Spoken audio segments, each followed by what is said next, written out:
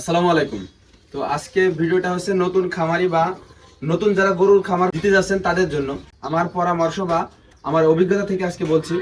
তো যারা নতুন খামার বা নতুন গরু পালন করার চিন্তা ভাবনা করেছেন, সর্বপ্রথম আপনাদের জন্য একটা পরামর্শ থাকবে যে আপনারা যখনই কোনো গরুর খামার যখন গরুর খামার বা গরুর পালনের চিন্তা ভাবনা করবেন বা শুরু করবেন, ষাঁড় গরু পালন করার কথা এই জন্যই বলছি যে ষাঁড় গরু পালন করার কারণটা হচ্ছে আপনি যদি গাভী গরু পালন করতে যান, তাহলে আপনি যদি গরু হিটে আনতে না পারেন বা গরুর বাছুর উৎপাদন না করতে পারেন, তাহলে আপনার লসের সম্ভাবনা থাকবে।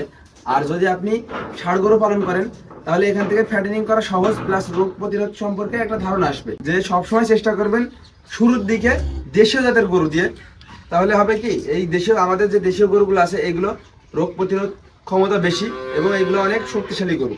উন্নত জাতের গরুগুলা রোগ প্রতিরোধ ক্ষমতা একটু কম আর কি। আমাদের যেহেতু আমাদের বাংলাদেশের আবহাওয়াটা বিভিন্ন সময় চেঞ্জ হয় আর কি।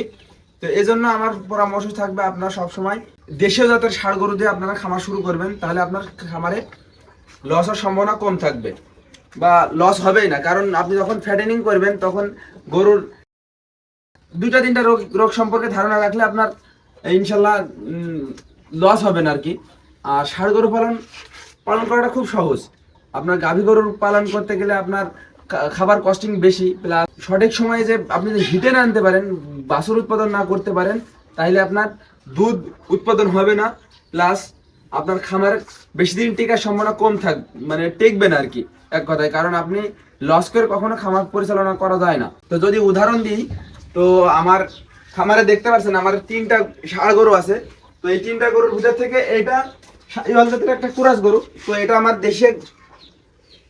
দেশি গরু থেকে একটা বাছুর পাওয়া, আর এটা জার্সির ক্রস, আর পাশেরটা আছে ফ্রিজিয়ান।